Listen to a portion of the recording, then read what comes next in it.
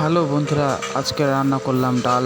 তো বাড়িতে কেউ না থাকলে খুব কম সময়ের মধ্যে যে এইভাবে ডাল রান্না করা যায় তা আজকেই আমি টেস্ট করে দেখলাম। তো চলো দেখা যাক আমি কীভাবে ডাল রান্না করেছিলাম। তো ডাঁটাটা নিয়ে নিয়েছি, সজনে গাছের ডাঁটা এটা। তো আজকে রান্না হবে ডাঁটা আর ডাল। আর ছাড়ানোর জন্য আমি এটাকে ইউজ করব, খুব সহজে ছাড়ানো হয়ে যাবে। তো আমি সর্বপ্রথম কেটে নিই এগুলো। তো বুঝতেই পারছো তোমার দিদিভাই বাড়িতে নেই, ওর জন্য আমি একা একাই রান্নাটা কমপ্লিট করছি। তো অনেকটাই খিদে পেয়েছিল, ওই জন্য খুব সহজে আমি রান্না করার জন্য ডাঁটা আর ডালটাই ব্যবহার করেছি। কারণ এই গরমে আর অন্য কিছু না খাওয়ার থেকে এটাই খাই, এটাই ভালো লাগবে। তো আমি এটাকে ছাড়িয়ে নিচ্ছি। ছাড়িয়ে নেওয়ার পরে আমি এবারে এটাকে টুকরো টুকরো করব। টুকরো টুকরো করার পরে এবং লবণ এবং হলুদ দিয়ে এটাকে মাখিয়ে নেব। তো আমি খুবই কষ্ট করেছিলাম, তোমার দিদিভাই বাড়ি ছিল না বলে। তো আমি এটাকে ছাড়িয়ে নিচ্ছি। ছাড়িয়ে নেওয়ার পরে আমি যেটা বললাম সেটাই করব। তো আমার ডাঁটাটা কাটা কমপ্লিট হয়ে গেছে, দেখতে পাচ্ছ অল্প করে নিয়েছি। তো এর মধ্যে আমি ভাতের মধ্যে আলু এবং ডালটাকে সিদ্ধ করে নিয়েছি এই পদ্ধতিতে।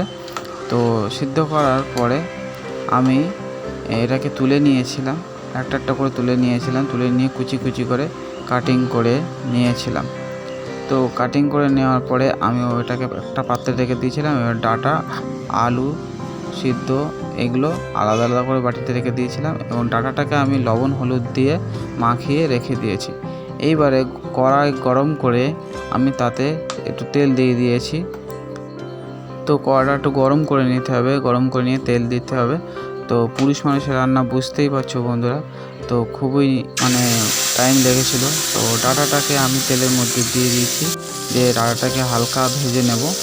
ভাজার পরে আমি যেটুখানি বুঝেছি সেইটুখানি করেছি বন্ধুরা। তো খুবই ভালো হয়েছিল রান্নাটা। তো এবার লঙ্কা আর পেঁয়াজটা দিয়ে দেবো। দিয়ে এটাকে আবার কিছুক্ষণ নাড়ার পরে আমি এবারে যখন দেখবো যেটা হয়ে গেছে তখন এবার ডাঁটা আর ডালটা আমি দিয়ে দেবো এতে। তো আমরা রান্না করার পদ্ধতিটা হয়তো আলাদা, কারণ পুরুষ মানুষের রান্না আর মহিলা মানুষের রান্না অনেকটাই আলাদা। তো আমি পুরুষ মানুষরা এই শর্টকাটে এই রান্নাটাই ঠিক আছে।